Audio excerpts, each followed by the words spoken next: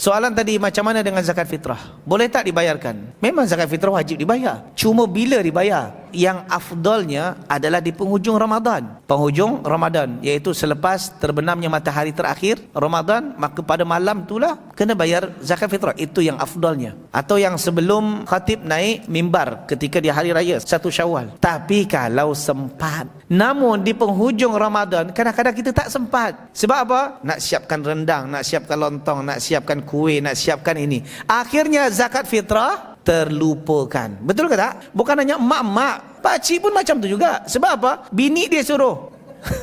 Dia niatnya fokus ibadah, tapi bini dia suruh, ya kan? Queen suruh, bang tolong buat ni bang tu. Akhirnya dua-dua sibuk dan terlupakan zakat fitrah. Kerana kalau terlupakan, maka dibuat awal tak ada masalah. Dan sekarang pun juga tak ada masalah. InsyaAllah zakatnya tetap sah. Kalau kita takut nanti di penghujung Ramadan kita kelam kabut. Tapi kalau kita rasa nanti di penghujung Ramadan kita rasa okey, buat penghujung Ramadan, mungkin 2 hari atau 1 hari sebelum raya, dibuat pada masa tu kalau sempat. Allahu Ta'ala alam bissawab.